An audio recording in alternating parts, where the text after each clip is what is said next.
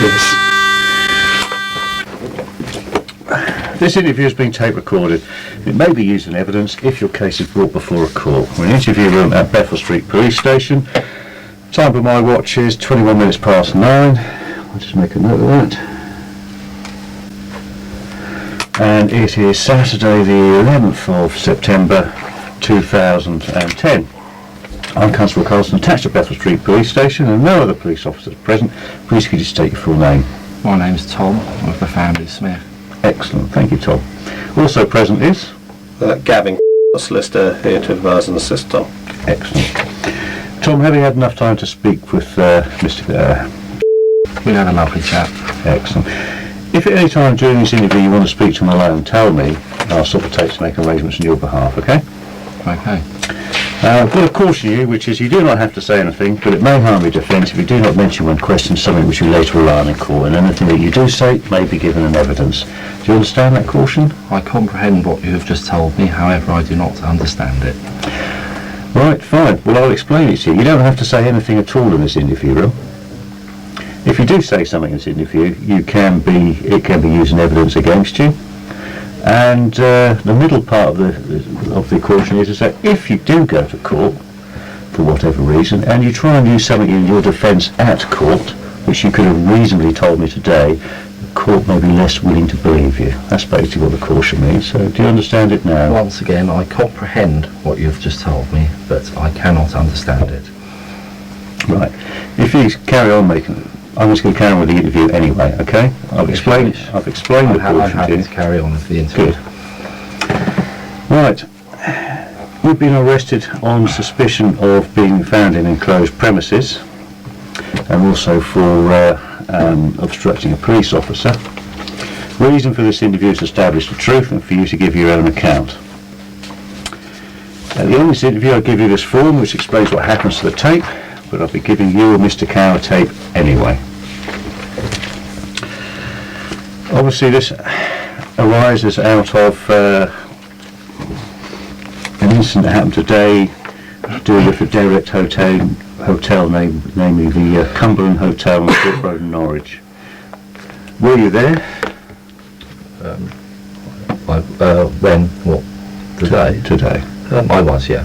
Okay, and what were you doing in the Cumberland Hotel? I was just popping in to see someone who's living there at the moment. Okay, so you had no criminal intent whatsoever when you went in there? Not at all. Okay. And you weren't going to steal or damage anything inside the Cumberland Hotel? Of course not. Good. No.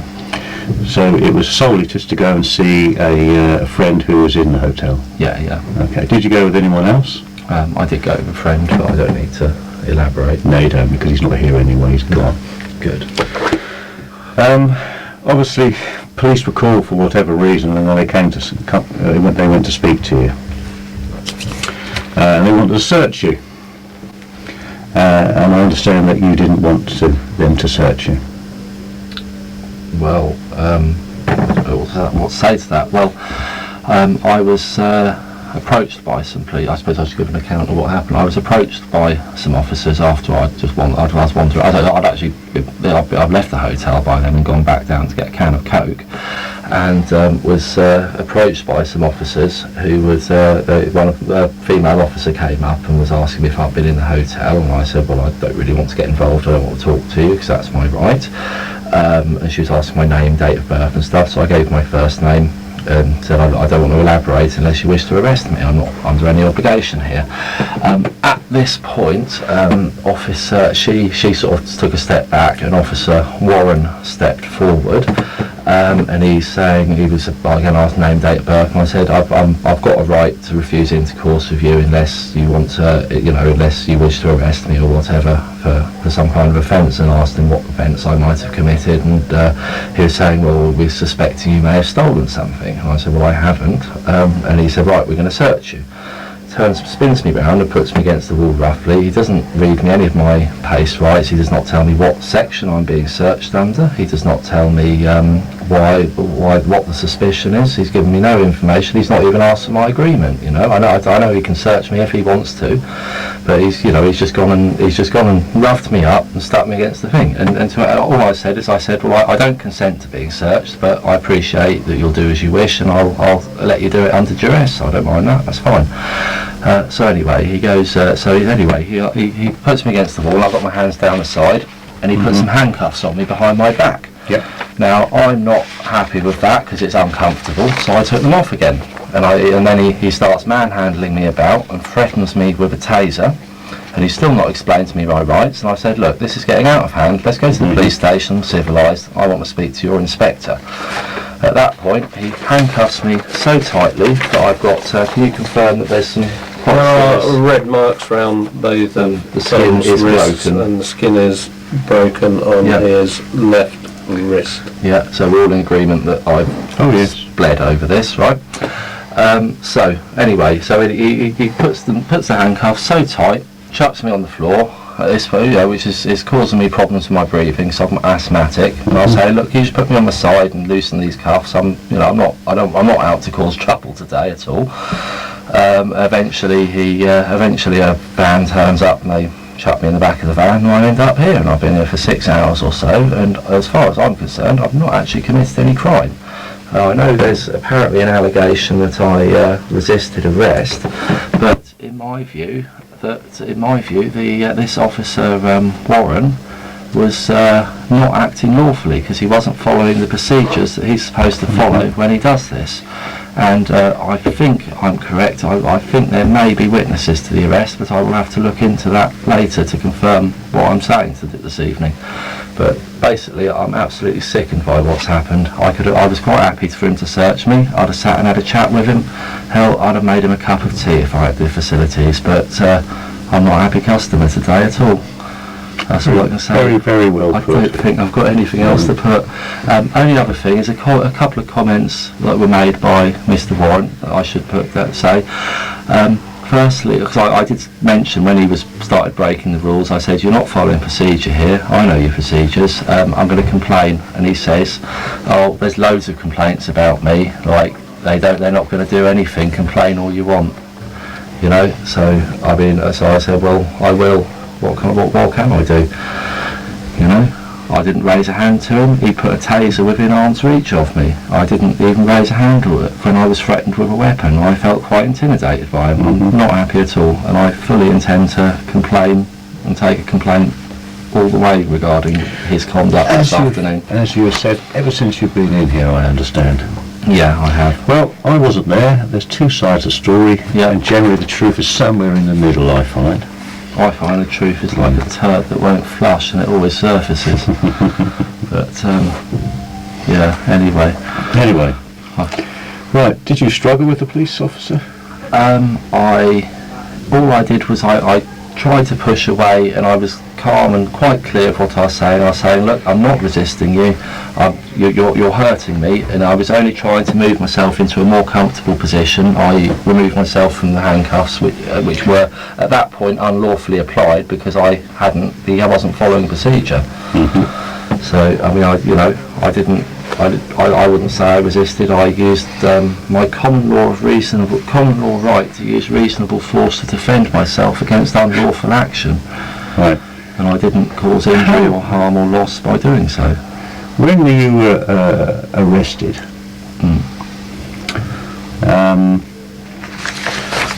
Did you actually give the police officer any chance to actually say anything? I gave him ample opportunity, but he was far too busy pushing me around. I would have, the best way for him to have conducted that would have said, well, come sit down in the back of my car and we'll have a chat. And then, there's a bit of separation, and then there's not the need to be surrounded by lots of officers bumping their chests into me and whatnot, which I find quite intimidating and rude. Well, there's lots of police officers there, wasn't there? Well, there was a few, weren't there? There was Warren. Was it three? There was Warren, 3 other police officers and a PCSO, I believe. Who I don't have a problem with the other officers. In fact, the looks on their faces, I don't think they were too impressed with the way he was handling himself. Have you said to me in this interview that you were going to allow him to search you or not allow him to search you? As I said, I would have allowed him to search me under duress, which means I would have said, I don't agree with this, I don't... I'd have made a verbal protest. However, I would have allowed him to search me, and I would have come to the station voluntarily and had a chat if need be. Well, he's saying, obviously, that you said to him that you're not going to allow him to search you. Well, he would say that, wouldn't he? Well, I don't know, I wasn't there. Because if he doesn't say that, his actions are completely and utterly unjustifiable, which they are anyway. Okay. So... And I will be seeking witnesses. Did you make numerous allegations of assault against a police officer? I made quite clear that I felt I was being assaulted at that point because he had not followed the correct pace guidelines during a stop and search. Were you struggling with him? How do you mean struggling? Well, you were handcuffed, were you struggling? I wouldn't say. Well, I don't know. I was. Well, you were the only. You were there. So I was trying to put a, breathing distance and calm. I was trying to de-escalate the situation so I could discuss things, but he was too interested in roughing me up and escalating the situation. And a police officer is supposed to de-escalate a situation if it's not possible. All depends on the situation. But were you struggling with him? I wouldn't say. I'd say that he was struggling with me, as in he was doing things he shouldn't have been. So if you're struggling, then obviously you were an opposite reaction, I was basically trying to disengage and step back towards the wall and trying to, create a bit of personal space in which one could have a civilised conversation and discuss the matter. Okay. But were you struggling with the police officer? No, the police officer initiated an assault and an altercation with me. At no point did I raise my hand. I was attacked. Okay. It was an assault. I'm not talking about raising hands. What I'm talking about is... I've said enough, Gavin? It's up to you. I think I've said pretty much everything else. Maybe I should have a quick word outside. I'm not sure. Well, you can have a quick word inside and I'll stop the tapes. Okay, well I think I've said enough. Do you want further advice from me? I wouldn't mind a quick word. Okay. I think I've got my side of the story, my account of what's happened across, and I don't see the point in any of us wasting any more time here this evening. But do you have many further questions? Not really, no. Okay. If we can have a few minutes, yeah, then no problem. See.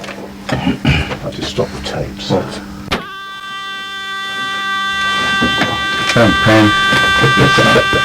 Didn't you have one? For some reason, it's been one of those days. Tell me about it. Yeah. Anyway, right, this interview's been recommenced. The time on my watch is 9:37. And just to introduce myself, I'm PC Carlston, attached to Bethel Street Police Station. Also present is... Tom the Smith family. Thank you. And... Gavin, solicitor. Excellent. And then there's no other people in this room. No, there's no one else in the room. Excellent. Right, so... The next part is just a little summary, really. So what you're saying to me is that you believe that the police officer was not acting lawfully because he didn't introduce himself, etc., etc., and explain his powers. Yeah, he didn't. Okay, and the fact that because of that you objected to being searched, and you're saying that the police officer was struggling with you, and in actual fact you wanted to de-escalate the situation. Indeed. Okay. And so you were completely denying obstructing the police officer. I think that's about right, yeah, because he wasn't doing things as he should have been. Okay, fine. Right. That's it then. That's the form I told you about, which tells you what happens to a copy of the tape, but I've got to serve it on you, but you can't take it with you. I'll put it in your property for you. The document. Oh, that's all right, yes. And is there anything you wish to add or clarify about what's been said in this interview?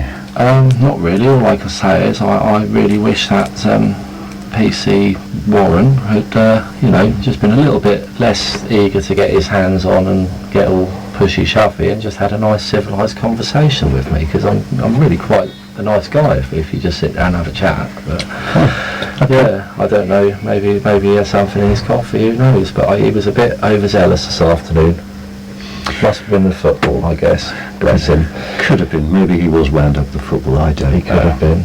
Yeah. But anyway. I don't know if we lost or not.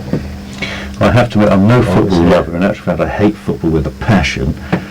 Me too. But I think I support. We won 2-1. I'm a football supporter. I'm a football supporter, and it's a good concept. Right. Without further ado, I'll conclude this interview. The time on my watch is 2010. Lovely.